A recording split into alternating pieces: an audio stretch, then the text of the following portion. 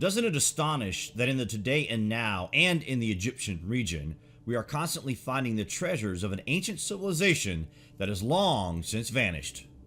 The size and scale of this ancient civilization is not understood to the average person, because if you consider the plundering through the ages, not only by grave robbers but by armies of emerging empires, then you would have to take into consideration not only the value of these things, but also how much treasure has actually been taken.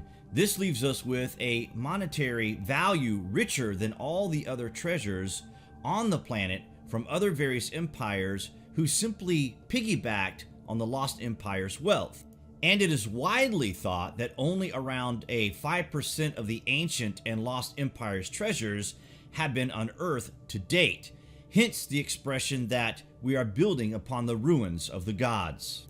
The point we are making here, guys, is this: if the dynastic Egyptians really were the pyramid builders, then you are cramming an era said to be only 3,000 to 4,000 of years into a period of time where apparently everything happened.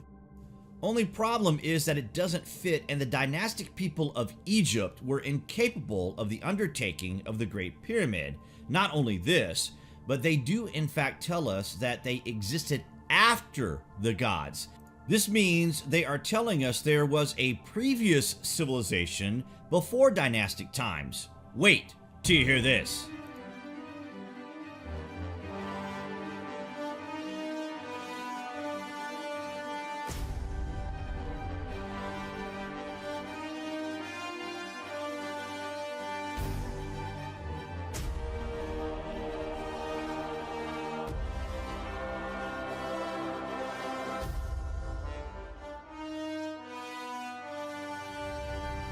The explosion of interest in Egypt isn't new. It has been ongoing for as long as time can stretch, and the taking of the artifacts has to stretch the ages. The utter scale of what has been taken from Egypt and what continues to be taken is on a scale that would see most countries' riches having dried up long ago. Yet at Egypt, we aren't even scratching the surface. It must be said that if such a test exists that can date the existence of hieroglyphics separate from the stone they are carved upon, then we must have that done in an attempt to separate the dynastic Egyptians from that of the true builders of the ancient monuments. Excavations of Egypt's ancient sites continues daily, with each new discovery offering insight into the intricacies of a civilization that made striking advances in nearly every area of human knowledge. We only be scratching the surface, but already it's becoming clear that this was a highly advanced people, a people who are obviously key to our ancient understanding, and perhaps even key to our future survival. The wealth and power of the ancients isn't felt in today's world.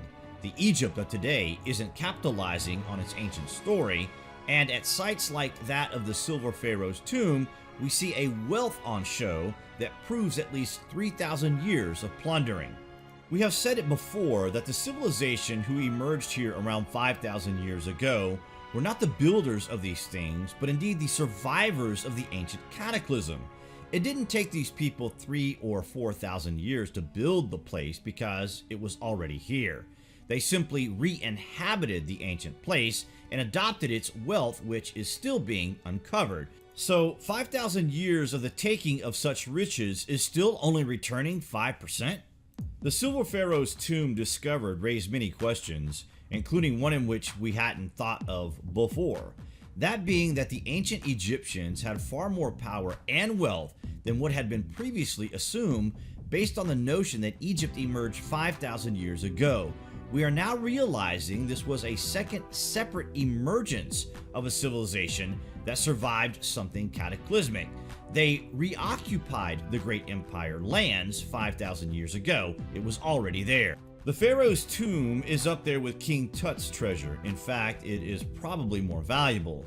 The reason you are not knowing about the Silver Pharaoh is because he was initially discovered in 1940 during the Second World War. In 1990, there were efforts to bring this to the world's attention, but it seems that there was only room for one ancient Egyptian king in popular culture. The Silver Pharaoh's name is Psusennes I, and he is probably the most underrated Egyptian discovery of all time.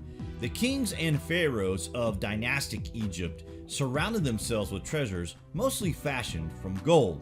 This was not so much out of the motives of greed, but because they believed that the proximity of gold would ensure that pharaohs would receive the gift of eternal life. The gold was probably already in existence in some fashion, but unclear if it was fashioned during dynastic times or indeed in ancient times. Psusennes I was a chief priest of the sun god Amun at Tanis and traced his family lineage back to the great pharaoh Ramses I. Psusennes' name means the star appearing in the city.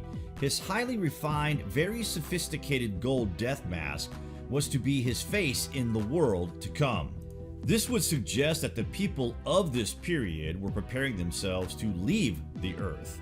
There are mummies everywhere from this period. In fact, there are millions in existence. Don't you think that the sarcophagus, the mask, everything about this process would suggest they were trying to replicate something like a hibernation chamber, possibly for interstellar travel? We should probably point out that no sarcophagus exists from the previous civilization. It's as if these people saw something that worked.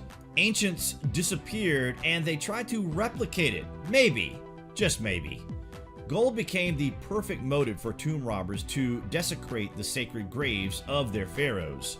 One inscription found tells us the noble mummy of the king was entirely laid over with gold, and we found the queen likewise. We collected together all that we found on her also, and divided it into 8 shares. Many outstanding works of the goldsmiths' art crafted during the dynastic period in Egypt are now in museums around the world. These surviving jewels bear witness not only to a very refined and lavish art, but also the preoccupation and belief in the importance of entering the realm of the afterlife, a thought born not of their imagination, but of things these people once saw many thousands of years earlier to replicate and follow in the footsteps of the gods. The ancient Egyptians established a civilization that was envied and admired for 3,000 years. In life, jewelry was not just a colorful accessory to their simple costume, it denoted rank or honor and also offered protection. After death, it was buried with its owner together with special pieces of jewelry made especially for the funeral. Treasures that were built to be more important in another world than they were on Earth. The perils to be met in the next world, as described in the many religious texts that have survived, were far more threatening than anything found in this world. This meant the deceased would therefore need all the protective devices available to assist them in their passage of this very real place. You would have to consider that they knew more than we are understanding them as having known. Ancient Greek scholar and historian Herodotus traveled to Egypt in 450 BCE. His written accounts has provided us with aspects of the life of ancient Egyptians. He recorded in it such a way that it offers the sort of detail that goes way beyond the scope and ability of just pictorial material and inscriptions to convey or explain. He suggested connections between the Greek gods and the Egyptian gods. He was fascinated by the animal cults, so popular at the time of his Egypt. His descriptions bring the world of the ancient Egyptian alive, and paintings and reliefs frequently confirm the accuracy of his observations. The tomb of the Silver Pharaoh is one of the most startling discoveries ever found. Inside the tomb was the silver sarcophagus in which the body was held. It was made of exquisite detail and craftsmanship unmatched in the world, never mind Egypt. No other silver sarcophagus has ever been found, and it is now recognized by many Egyptologists and experts alike as one of the most exquisite artifacts of ancient Egypt ever to be found.